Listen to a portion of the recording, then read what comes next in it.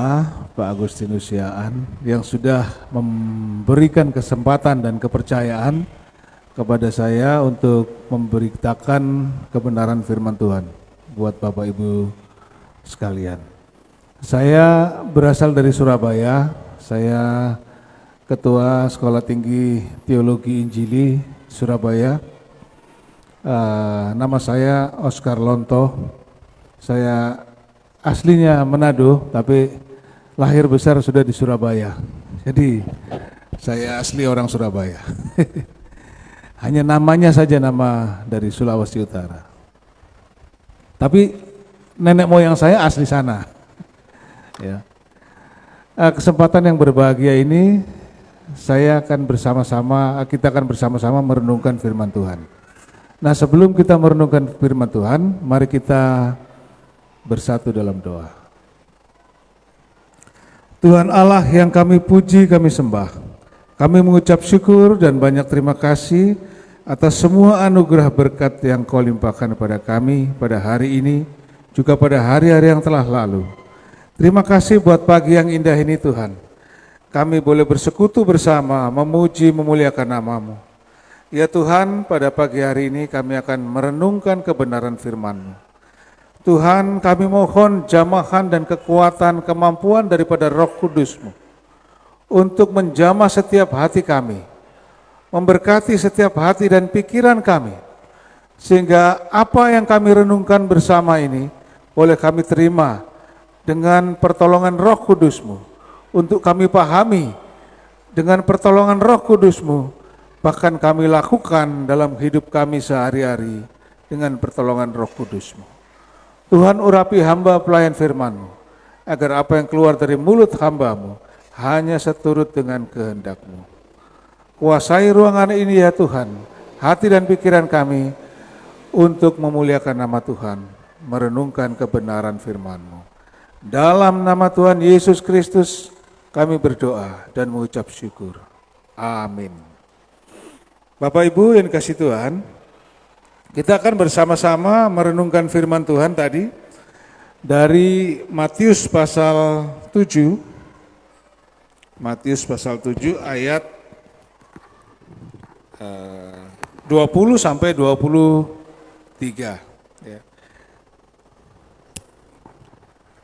Tapi perikopnya itu berjudul dari halaman 15 ya. Hal pengajaran sesat ya. Nah, sebaiknya kita baca satu perikop saja ya Bapak Ibu, supaya kita mendapatkan pemahaman yang lebih komprehensif dari ayat atau perikop ini ya. Kita baca secara bergantian. Saya membaca ayat 15, Bapak Ibu 16, begitu juga seterusnya sampai ayat 23. Matius pasal 7 ayat 15 sampai 23. Hal pengajaran sesat. Waspadalah terhadap nabi-nabi palsu yang datang kepadamu dengan menyamar seperti domba, tetapi sesungguhnya mereka adalah serigala yang buas.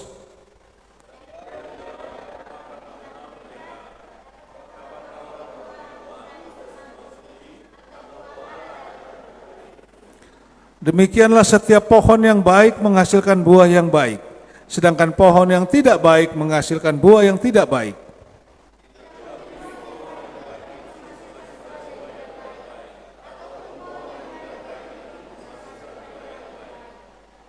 Dan setiap pohon yang tidak menghasilkan buah yang baik pasti ditebang dan dibuang ke dalam api.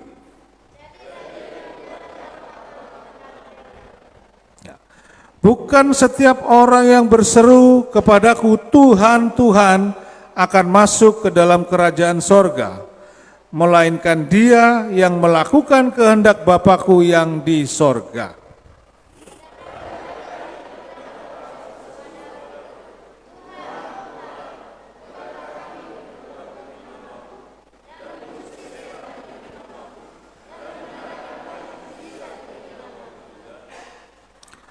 Pada waktu itulah aku akan berterus terang kepada mereka dan berkata, aku tidak pernah mengenal kamu, enyahlah daripadaku kamu sekalian pembuat kejahatan. Amin. Nah, Bapak Ibu yang kasih Tuhan, judul atau tema khotbah ini saya beri judul I Never Knew You. Ini diambil dari ayat yang nomor berapa tadi itu? Aku tidak pernah mengenal kamu, ayat 23 ya. Aku tidak pernah mengenal kamu. Nah, Bapak Ibu yang kasih Tuhan, ayat ini adalah ayat yang cukup banyak menakutkan orang Kristen. Benar enggak? Oh iya. Ya. Kenapa Bapak Ibu? Karena apa? Karena di sini ada dibilang orang-orang yang sudah bernubuat, bermujizat, membuat mujizat demi namamu. Tapi kok Tuhan bilang, aku tidak pernah mengenal engkau. Waduh, gawat ini. Ya toh? Gawat enggak kalau gini ya? Masalah enggak kalau gini? Orang yang, wah saya kan setiap hari ke gereja, setiap minggu ke gereja, saya pengurus gereja, saya majelis gereja, saya bernubuat, saya bersaksi, saya berkhotbah, saya mengajar. Kok tiba-tiba Tuhan bilang aku tidak pernah mengenal engkau? Iya toh? Wah ini bahaya ini. Jadi bagaimana dong kita ini? Apa yang harus kita perbuat? Ya enggak? Katanya sekali selamat tetap selamat. Kok ini bicaranya lain? Ya, apakah Alkitab ini kontradiksi satu sama lain? Ya kan?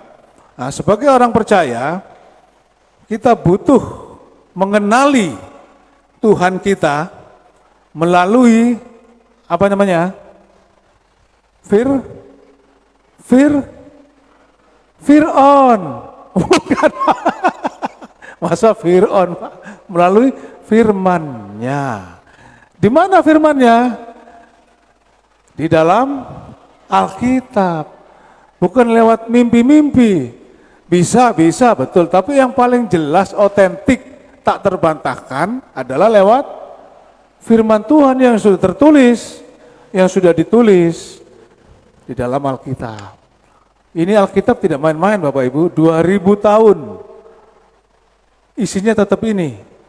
Digoncang-goncangkan sama para penguasa, sama kekuatan-kekuatan iblis, tapi tidak tergoncangkan. 2000 tahun dia bertahan. Tidak ada kitab yang seperti ini kalau bukan dijaga sendiri oleh Yang Maha Kuasa. Makanya pelajaran kita, apapun itu, pelajaran teologi itu harus berdasarkan pada Alkitab. Tidak bisa dari hal di luar Alkitab. Anda tidak akan menemukan siapa Tuhan sebenarnya dari luar Alkitab. Nah, makanya kita belajar bersama-sama ya. Nah, Bapak Ibu, jadi ayat ini cukup menakutkan. Oh benar. Ayat ini membuat kontroversi. Katanya sekali selamat tetap selamat. Benar. Tapi SNK, syarat dan ketentuan berlaku. Ya. Mari kita lihat bersama-sama. Slide-nya.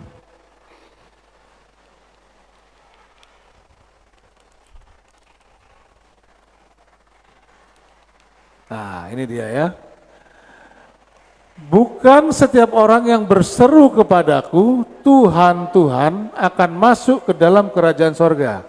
Dari satu perikop itu yang kita titik beratkan, yang menjadi renungan kita ini 20 sampai ayat 23. Ya. Bukan yang bilang Tuhan, Tuhan, itu yang masuk ke dalam kerajaan sorga. Ya. Tetapi dikatakan bahwa yang melainkan dia yang melakukan kehendak Bapakku. Bayangkan kita setiap minggu kita bilang Tuhan, Tuhan, penyembahan, musik, kalau ada kur, paduan suara, vokal grup, seluruh dunia Tuhan, Tuhan. Tapi firman ini bilang bukan yang bicara Tuhan, Tuhan itu, tapi yang melakukan kehendak Bapakku. Nah, kita lihat Bapak Ibu ya. Kita lihat bahasa aslinya nih. Kok bisa? Maksudnya apa itu ya? Kalau kita lihat bahasa aslinya, yang nggak usah panjang-panjang, ini saya potong yang pentingnya ini ya. Ini warna kuning ini. Holegon moi kurie kurie. Holegon moi kurie kurie. Orang yang berseru Tuhan Tuhan. Orang yang berseru Tuhan Tuhan. Nah kita lihat kenapa dia maksudnya ini. Yesus dengan tegas mengajarkan bahwa melaksanakan kehendak Bapanya yang di sorga itu merupakan satu syarat untuk memasuki kerajaan sorga. Melakukan, ya, bukan cuma dilihat-lihat. Oh ini kehendak Bapa. Tuhan, Tuhan. Oh ini kehendak Bapa. Saya lihat-lihat saja. Saya tahu itu kehendak Bapa, tapi saya lihat-lihat saja. Ya. Tapi melakukan kehendak Bapa, melaksanakan. Sekalipun demikian, ini tidak berarti bahwa kita dapat memperoleh keselamatan dengan usaha kita, tidak. Ya, keselamatan itu sama sekali bukan usaha manusia. Sama sekali tidak ada upaya manusia di dalam proses keselamatan Anda dan saya. Itu murni karena anugerah. Murni. Anda tidak bisa berbuat baik kemudian ya ini baik, lumayan lah, masuk surga. Masuk. Enggak. Sama sekali manusia tidak punya upaya. Karena tidak layak upayanya itu. Tidak layak. Sesuci-sucinya manusia tidak layak. Ya. Itulah sebabnya anugerah itu yang menyelamatkan. Only by grace. Hanya karena anugerah. Ya. Nah kalau perbuatan baik Pak, perbuatan baik dilakukan ada oleh orang-orang yang sudah diselamatkan, dia mengucap syukur dengan berbuat baik. Kalau sudah diselamatkan dengan gratis dari dosa-dosanya, dia tidak mengucap syukur dengan berbuat baik, ini kurang ajar nih orang, masuk neraka. Ya. Kalau dia sudah diselamatkan, maka dia harus berbuat baik sebagai bentuk pengucapan syukur. Lah sudah berbuat baik, nggak mau bagi kebahagiaan perbuatannya, keselamatannya kepada orang lain, kan salah. Ya tahu, Anda sudah disembuhkan, diselamatkan, diberi kebahagiaan, kok tidak mau berbuat baik, membagikan keselamatan kepada orang lain? Kan Anda namanya kebacut, orang Jawa bilang kebacut gitu namanya. Ya kan? Nah, jadi intinya perbuatan baik kita itu tidak bisa menyelamatkan. Perbuatan baik itu adalah tanda orang yang sudah diselamatkan. Makanya orang-orang yang sudah diselamatkan seperti Anda dan saya itu harus berbuat baik. Tapi bukan perbuatan baik yang menyelamatkan Anda ke surga. Tidak. Itu anugerah dari Tuhan saja. Titik. Bukan 80% Tuhan, 20% Anda, tidak. Anda tidak mungkin berbuat baik sampai bisa masuk surga, tidak mungkin. Makanya kita agama Kristen itu percaya hanya Yesus yang bisa membawa kita ke surga. Tidak ada lainnya. Tidak ada manusia satupun. Nah begitu Bapak Ibu ya. Jadi ini bukan kontroversi bahwa Anda harus melakukan kehendak Bapa sebagai bagian dari keselamatan, tidak. Tapi sebagai orang yang diselamatkan, Anda harus melakukan kehendak Bapa. Gitu ya. Nah, sekalipun demikian tidak berarti bahwa kita dapat memperoleh keselamatan dengan usaha kita sendiri. Hal ini jangan dikontradisikan. Kita mampu melakukan kehendak Allah, menjalankan hidup benar oleh karena kasih karunia. Jadi orang yang sudah diselamatkan, dia baru bisa mampu berbuat baik. Orang yang belum diselamatkan tidak mampu Pak, betul. Karena apa? Standar berbuat baiknya itu adalah standar Yesus. Standar Allah. Kalau kita berbuat baik standarnya norma manusia, norma timur, norma barat, norma ini, norma itu. Surga jauh lebih suci daripada itu. Bukan karena itu maka kita bisa dianggap berbuat baik. Maka perbuatan baik yang mana? adalah perbuatan baik yang sesuai dengan standar ilahi.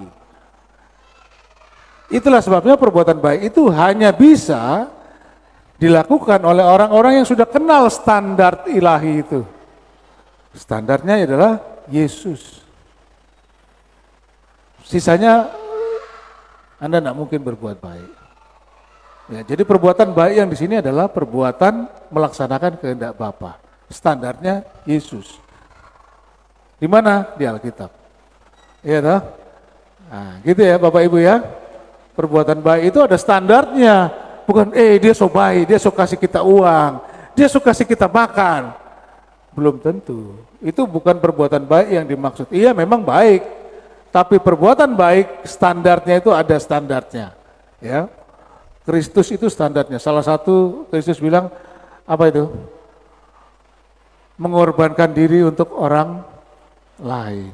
Berbuat baik itu mengorbankan diri, bukan mencari orang untuk dikorbankan. Ya, banyak semua itu ada di standar Yesus yang ada di Alkitab. Nah, namun kasih karunia Allah ini tidaklah ini kurang jelas ini. Mungkin warnanya saya kurang, mestinya warna kuning. Membatalkan. Kasih karunia Allah menyelamatkan kita, menjadikan anaknya, ya toh, itu kan membuat orang Kristen ini merasa bahwa saya ini kan anak Allah, anak raja, ya toh. Ada sinode pakai nama kerajaan, ya, kingdom. Saya kan anak raja. Betul, kau anak raja, betul. Tapi tidak membatalkan tugas tanggung jawab sebagai anak raja. Ya. Tanggung jawab atau tindakan manusia yang diselamatkan tetap ada, gitu ya. Karena itu kita tetap bebas. Jadi Anda punya kebebasan. Dengan keselamatan itu, apakah Anda mau melanjutkan ya sesuai dengan program Allah untuk Anda, ataukah Anda mau menolaknya? Bisa ditolak ya? Ya, kalau Anda mau tolak bisa. Ya, siapa yang tahu? Hanya Anda dan Tuhan yang tahu. Hanya kita dan Tuhan. Yudas. Kalau zaman sekarang, kalau kita kan kita sudah tahu ending ceritanya kan. Tapi kalau Anda hidup bersama-sama Yudas, ketika Yudas belum dipanggil Tuhan Yesus, kemudian dipanggil Tuhan Yesus sebagai muridnya, Anda pikir, mungkin Anda teman tetangganya Yudas, Anda pikir, hebat nih Yudas ya. Mungkin zaman sekarang dia anggota sinode, atau mungkin pendeta yang hebat-hebat. Karena apa? Kita melihat dari luar, waduh dia dekat dengan Yesus, kemana-mana sama Yesus, 3 tahun bayangkan. Iya kan? Tapi siapa yang tahu isi hati Yudas? Kalau kita sekarang sudah tahu ya, karena semuanya sudah declare. Ya, terdeklar dalam Alkitab. Tapi waktu itu, apa Anda tahu? Dia dekat dengan Yesus, kemana-mana ikut, bendaharanya pula. Itu kalau di sinode dia pengurus inti itu, ketua sekretaris bendahara. Ya, tapi endingnya Yudas seperti itu. Ya. Nah, artinya apa? Makna dari kata holegon tadi itu adalah hanya berkata di bibir saja. Hanya berkata di bibir saja. Nah, kita mesti dikoreksi. Apakah selama ini kita hanya berkata di bibir saja, pujian kita, penyembahan kita, perbuatan kita hanya berkata sampai di bibir, itu holegon. Holegon, kurie, ngomong Tuhan tapi cuma di bibir, hatinya nggak percaya. Masa bisa ketahuan, Pak? Hanya Tuhan dan Anda yang tahu. Pendeta enggak tahu, kita enggak tahu. Hanya Anda dan Tuhan yang tahu. Berikutnya, pada hari terakhir, banyak orang akan berseru kepadaku, Tuhan, Tuhan, bukankah kami bernubuat demi namamu, mengusir setan demi namamu, mengadakan banyak mujizat demi namamu? Wah, ini kalau zaman sekarang ini, sudah pendeta top ini. Iya toh? Ada berapa orang yang sudah pernah terlibat dalam pengusiran setan? Boleh angkat tangan? Belum ada ya? Atau sudah tapi malu-malu? Jangan-jangan kita setannya, Pak. Ya, mengusir setan, bernubuat. Kemudian apa lagi itu? Mengadakan banyak mujizat. Coba, berapa banyak kita yang sudah mengadakan banyak mujizat dengan nama Tuhan? Iya kan? Artinya ini orang-orang yang sudah yang ada di dalam lingkungan gereja. Ini bukan orang di luar gereja loh. Bukan orang di luar Kristen ini. Ini orang-orang di dalam kekristenan. Kenapa? Karena dia bernubuat. Bernubuat itu seperti berkhotbah begini. Di dalam nama Yesus atau nama Allah yang disembah orang Kristen. Iya toh? Dia bersaksi membuat mujizat atas nama Allahnya orang Kristen. Kurang apa ini orang? Mengusir setan. Kurang apa ini orang? Tapi Tuhan bilang orang ini tidak masuk ke dalam kerajaan surga. Ini yang bikin takut orang Kristen. Kalau gitu gimana dong dengan saya? Iya kan? Nah Bapak Ibu yang kasih Tuhan. Yesus dengan tegas menyatakan bahwa akan ada banyak orang di dalam gereja, bukan orang luar gereja. Orang dalam gereja yang melayani namanya, dan bahkan mereka merasa sebagai hambanya, ya. Namun sesungguhnya Kristus tidak pernah mengenal mereka. Kristus tidak pernah mengenal mereka. Fenomena ini muncul dari dalam gereja, karena ada yang menafsirkan ayat ini, oh itu orang di luar gereja. Mana mungkin orang di luar gereja membuat mujizat atas nama Allahnya orang Kristen? Mana mungkin? Ya toh? Ini pasti orang di dalam gereja mengusir setan. Bahkan melakukan mujizat terbesar. Ya, ini artinya apa?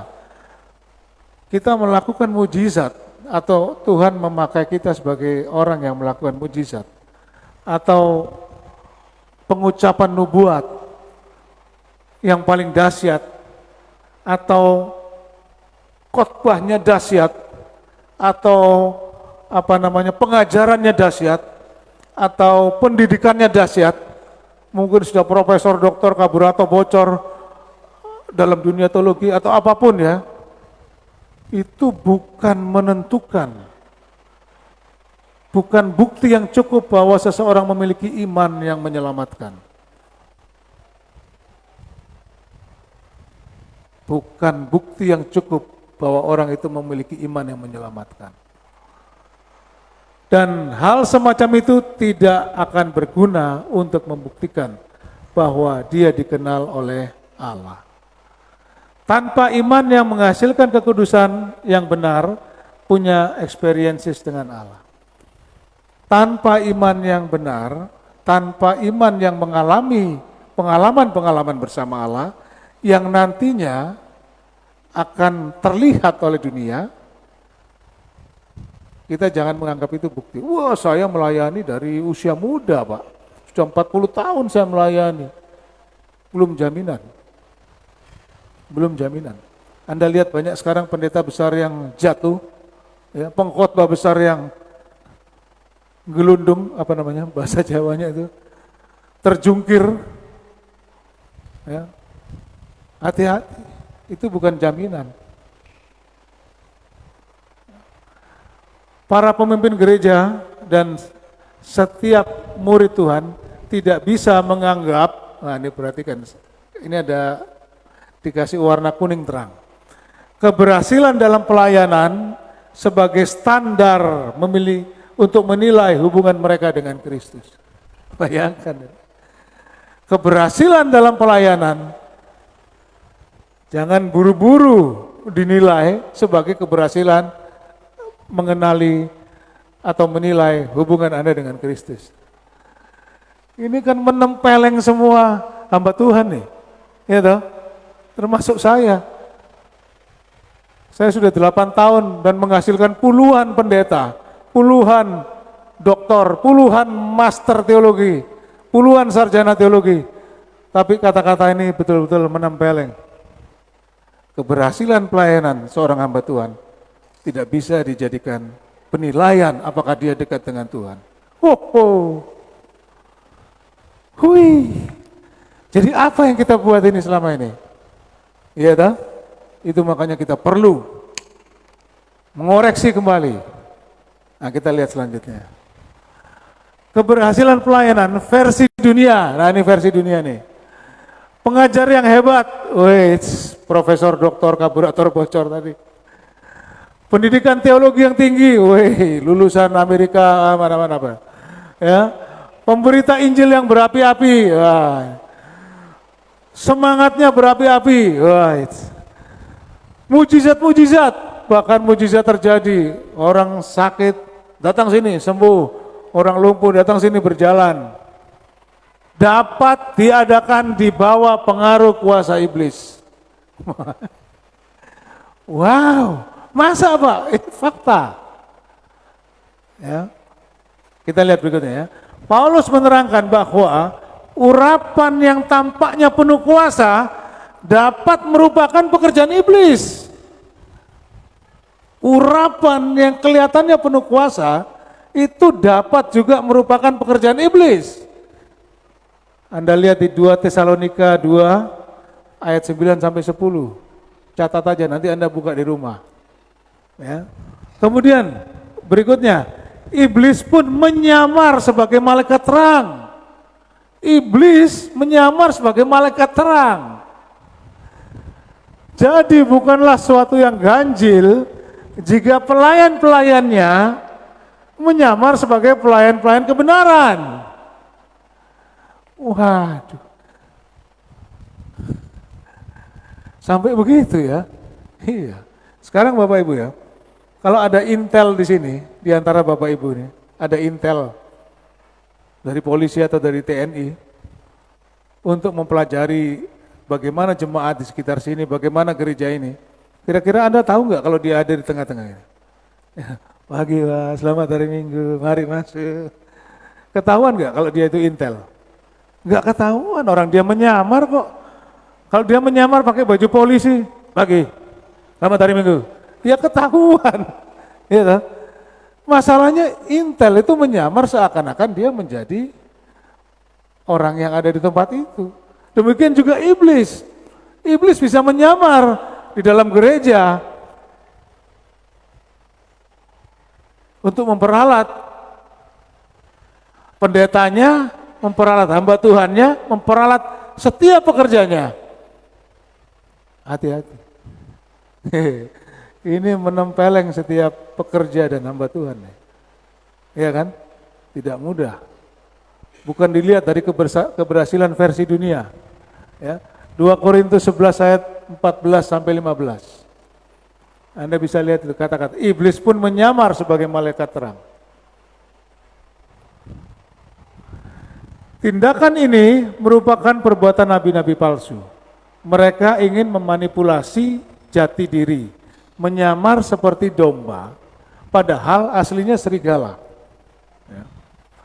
Mereka berpura-pura ramah dengan orang lain, tapi sesungguhnya niat mereka penuh kejahatan untuk menipu orang yang ada di sekeliling mereka untuk keuntungan atau kepentingan pribadi. Tetapi, ya, buah kebenaran, ayat 20 dari buah kebenaran, kata-kata dari buahnya itu 2 kali diungkit di dalam perikop ini. Anda lihat di yang tadi kita baca ya. Yang merupakan hasil hidup intim dengan Allah adalah buah-buah roh. Ya. Buah-buah roh, Galatia 5 ayat 22 adalah kasih, sukacita, damai sejahtera, kesabaran, kemurahan, kebaikan, kesetiaan, kelemah lembutan, dan penguasaan diri. Kalau dari buahnya dia punya ini, maka tidak usah khawatir. Itu bukan iblis yang menyamar, itu memang hamba Tuhan. Tapi kalau dari buahnya tidak mencerminkan ini, kita perlu khawatir. Dari buahnya, kalau Anda dan saya sebagai jemaat tidak mencerminkan ini, Jangan-jangan saya masuk kategori orang yang tidak percaya. Ya. Dari buahnya lah mereka bisa dilihat. Dari buahnya lah kamu bisa dilihat. Ya. Dari buahnya. Galatia 5 ayat 22. Apakah Bapak ini pengikut Kristus sejati atau pura-pura mengikut Kristus? Oh, saya sabar orangnya Bapak. Tapi kalau di luar jangan tanya Bapak. Ini sudah bertobat, ini belum bertobat. Nah, ini belum bertobat ini namanya. Dari buahnya kita dikenal. Ya. Itulah sebabnya kita tidak bisa menjadi hamba Tuhan sekaligus jadi hamba setan. Tidak bisa menjadi hamba Tuhan yang berpura-pura berbuat baik. Ya. Tidak bisa menjadi hamba Tuhan sekaligus menjadi penipu. Saya tidak berbuat kejahatan Pak, saya cuma menipu. Menipu itu kan masalah saya lebih pintar dari yang ditipu. Iya ya, bukan kejahatan itu ya, tapi hanya kekristenan. Ya, perhatikan, hanya kekristenan yang menunjukkan seseorang itu berdosa tanpa perbuatan. Hanya di dalam kekristenan. Anda lihat 10 perintah Allah. Ya, yang ke-10 dia bilang apa? Jangan mengingini. Anda baru kepingin sudah berdosa. Jangan mengingini ininya, itunya. Ingin, belum ngapa-ngapain nih. Baru ingin toh udah berdosa. Iya toh? Makanya kita tidak sanggup berbuat baik Bapak Ibu tanpa pertolongan Roh Kudus. Karena dosa itu bisa jadi 1/1000 detik. Baru ingin berdosa udah. Tetangga lewat pakai baju baru saya ingin berdosa. Jadi kapan tidak berdosanya Pak? Ya nggak bisa tanpa pertolongan Roh Kudus. Anda nggak bisa lepas dari dosa. Makanya nggak ada perbuatan manusia yang bisa diakui membawa dia selamat, nggak ada. Itu teorinya tadi, gitu ya. Kita sama sekali tidak bisa melepaskan diri dari dosa, sama sekali. Makanya kita butuh pertolongan Roh Kudus. Nah ini, yang tidak kelihatan buahnya, kita mesti rekoleksi diri. Apakah buah-buah saya ini nampak? Saya kalau dilihat orang begini, rambut putih, usia 50 lebih, kelihatannya sudah mantap nih. Buahnya banyak, padahal belum tentu kan. Penampakan fisik nggak menjamin. Pelayanan nggak menjamin. Bisa saja saya penipu. Atau punya selingkuhan. Iya toh? Bisa saja saya berbuat hal-hal yang lain. Iya kan? Nggak bisa dilihat dari penampakan, Bapak ini mantap kali ini Bapak ini. Wah, belum tentu. Belum tentu. Hanya Tuhan dan Dia yang tahu hatinya. Ya. Nah, lanjutnya Bapak Ibu. Pada waktu itulah aku akan berterus terang kepada mereka dan berkata, aku tidak pernah mengenal kamu. Enyahlah daripadaku kamu sekalian pembuat kejahatan. Kata-kata ini, aku tidak pernah mengenal kamu, coba kita telusuri ke bahasa aslinya ya. Odepote eknon humas. Odepote eknon humas. Mari kita lihat. Odepote itu artinya never, tidak pernah. Tidak pernah. Eknon itu dari kata ginosko. Ginosko itu artinya pengetahuan, tahu, kenal. Dulu zaman abad pertama itu ada pengajaran namanya gnostik. Nah, pernah dengar Bapak Ibu ya gnostik? Nah, itu artinya dari kata pengetahuan. Ginosko artinya pengetahuan. Jadi yang dimaksud di sini adalah eknon ini adalah ginosko dalam artian pengetahuan, bukan saya kenal Kristus. Saya tahu. Kalau cuman gitu semua orang tahu siapa Kristus, siapa Yesus, orang tahu, cuman kenal. Tapi yang dimaksud sini adalah pengenalan yang intim, kenal yang mendalam. Seperti apa mendalamnya Bapak, Ibu? Seperti apa? Seperti suami mengenal istrinya, seperti istri mengenal suaminya. Seperti itu pengenalan kita itu. Harusnya. Intimasinya itu seperti itu. Ini sama dengan ayat Lukas ayat 1 ayat 34. Idenya itu sama seperti itu. Ketika Maria ditanya oleh malaikat, kemudian Maria bilang, bagaimana itu bisa terjadi? Aku kan belum bersuami. Ya, bahasa Inggrisnya, how will this be since I do not know a man. I do not know a man, artinya saya kan belum pernah menikah. Ya, know a man ini mengenali seorang laki-laki itu sedekat orang menikah. Mengenali Allah harus seperti sedekat orang menikah. Nah, itu yang dimaksud. Jadi kalau kita tidak mengenali Allah sedekat orang menikah, jangan-jangan dia juga nggak kenal sama kita. Gampang kok mengenali Allah, belajar Alkitab, belajar firman. Orang Kristen sekarang paling banyak nggak ngerti firman, bener. Malah kadang-kadang tetangga kita itu lebih hafal ayatnya. Ayo Pak Pendeta jelaskan nih, kenapa nih kok ayatnya tulis begini? Ih, kok dia tahu ya? Jemaat saya belum tentu tahu ini. Gitu ya. Humas artinya you.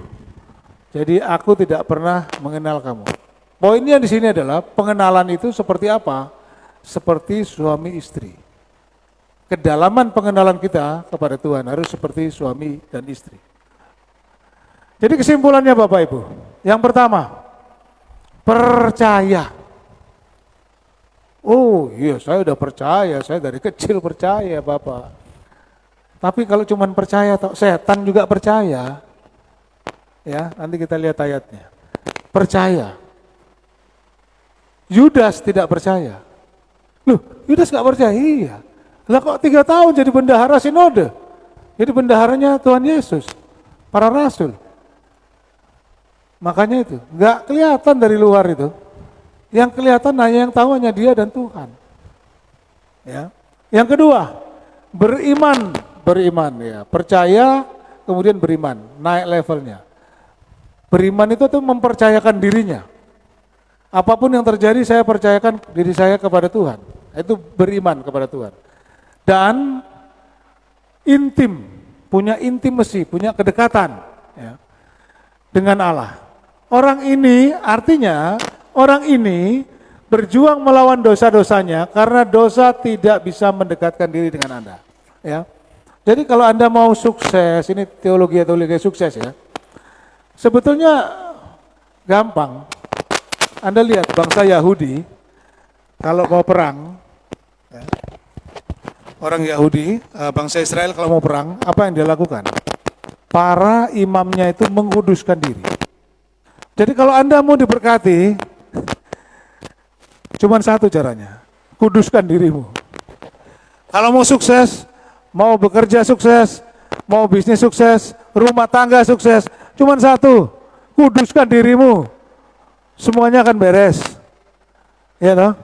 Kalau habis itu sudah mengkuduskan Mbak, terus rumah tangga berantakan atau bisnis berantakan, ya antara dua. Memang itu jalan yang Tuhan pilihkan untuk kita, atau kita yang belum kudus. Ya toh? Jadi kalau mau sukses apapun cuma satu jalannya, kudus. Dan ini jalan yang paling sulit. Ya. Tapi orang Kristen harus berjuang melawan dosa-dosanya. Karena kalau tidak dia nggak bisa dekat dengan Tuhan. Karena Tuhan itu kudus, nggak bisa didekati dengan segala macam metode kecuali kekudusan. Bahkan pelayananmu yang super dahsyat tidak bisa mendekati Tuhan. Itu katanya tadi kan. Khotbahmu yang hebat nggak bisa mendekati Tuhan. Hanya kekudusan. Ya. Itu berarti kita melakukan kehendak Tuhan. Jadi poinnya pertama apa? Percaya. Percaya dulu. Habis percaya, beriman. Beriman itu artinya kita sudah masuk dengan hubungan intim kepada Tuhan. Artinya kita sudah jijik melihat dosa-dosa kita masa lalu. Artinya kita sudah menjauh dari dosa. Meskipun kita cenderung berdosa, tapi menjauh. Sehingga trennya itu naik. Yang ketiga, baru bisa berbuah. Kalau kita masih hidup di dalam dosa, mana mungkin bisa berbuah? Ya, nggak mungkin bisa berbuah. bisa sabar, bisa menguasai diri, enggak mungkin. Ya, jadi terakhir baru bisa berbuah. Orang yang hidup berbuah pasti tidak hidup dalam dosa. Inilah kehendak Allah, inilah yang menyenangkan hati Allah. Jadi kira-kira demikian Bapak Ibu ya. Kalau percaya, setan juga percaya. Kalau beriman tidak, setan tidak bisa beriman. Yudas tidak percaya. Ya. Beriman dan kemudian baru berbuah. Jadi percaya kepada Kristus itu adalah anugerah terbesar, bukan usaha manusia. Kemudian beriman, kelanjutan dari orang yang sudah percaya adalah beriman kepada Yesus. Kenali perbedaan keduanya, kenali perbedaan antara percaya dan beriman. Ya. Ketiga, berbuah roh, dan ini adalah ciri-ciri orang beriman Kristen. Tanpa ada buah roh yang dikenali oleh dunia, maka kita adalah pendusta. Saya Kristen Pak. Wah, jadi kau selama ini Kristen, tapi kau punya kelakuan tidak menunjukkan kau Kristen. Nah itu percaya, beriman, tapi tidak berbuah. Nah ini, ya, jangan harap ini mendekati Allah dengan cara begini, tidak bisa. Biar kau kasih semua penghasilanmu ke gereja, 10 juta Pak, gaji saya 1 bulan, saya taruh ke gereja, kau kira kau bisa kesogok Tuhan? Tidak bisa, itu malah menjijikkan buat Tuhan. Ya, pengusaha-pengusaha kotor yang mencoba menyuap gereja dengan permainan kotornya, bisnis kotornya, taruh gereja. Ini 1 miliar. Ya, doakan saya Pak. Pak benar, oh pasti. Kok kira kau bisa suap Tuhan? Tidak bisa Bapak Ibu, itu bukan buah. Ini pengusaha ini paling banyak Bapak, 10 miliar dia sumbang ke gereja. Kok kira itu buah-buah roh? Ada nggak di sana tadi buah-buah roh itu? Nggak ada kan? Ya, Yudas tidak percaya sejak awal. Anda lihat Yohanes 6 ayat 64. Tetapi di antaramu ada yang tidak percaya. Sebab Yesus tahu dari semula siapa yang tidak percaya dan siapa yang akan menyerahkan dia. Yudas kedua, Yudas tidak pernah memanggil Yesus sebagai Tuhan. Ya, dia memanggilnya Rabi, Guru. Ya, Yudas tidak pernah memakai sebutan itu bagi Yesus. Ia hanya memanggil Rabi. Ia menganggap Yesus tak lebih dari seorang guru. Tak lebih dari seorang guru. Itu indikator dia tidak percaya. Bahkan setan dan iblis saja mengakui Yesus sebagai anak Allah. Kalau cuma percaya doang, setan juga percaya, tahu setan. Tetapi tidak mau tunduk dan beriman, ini bukan berikan, beriman kepada Yesus. Markus 5 ayat 7, Markus 3 ayat 11, Matius 8:29. Itu beritanya tentang setan. Ya. Kalau cuma percaya, setan aja tahu kok itu Yesus anak Allah yang Maha Tinggi. Ya, tahu. Jadi kalau sampai kita meragukan ya, kita lebih parah dari setan sebetulnya. Ya, jadi percaya dan beriman. Ini saya waktu di Australia tahun 2019. Pertama kali saya terjun payung ini.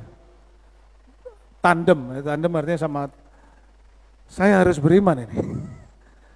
Saya percaya teorinya payungnya terbuka, ini akan selamat dan kita turun dengan damai gitu ya. Tapi coba terjun sendiri. Oh enggak berani kita. Nah, saya membuktikan bahwa itu betul-betul teorinya itu betul. Oh terbuka ya. Saya harus beriman itu. Beriman pada Allah, menyerahkan seluruh hidup Anda pada Allah. Ya. Sekalipun kelihatannya tidak ada harapan. Kalau Allah yang berjanji semua akan terbuka. Iya toh? Bukan hanya believe, bukan hanya percaya, tapi beriman. Percaya adalah keadaan mengakui atau yakin bahwa hal itu benar-benar terjadi. Tapi beriman adalah suatu tindakan, ada tindakan nyata. Mempercayakan diri kepada kekuasaan dan perkataan dari Dia yang ia percayai, yang kita percayai. Percaya belum tentu beriman, tapi kalau beriman pasti dia percaya. Tuhan memberkati Bapak Ibu. Mari kita tutup dalam doa.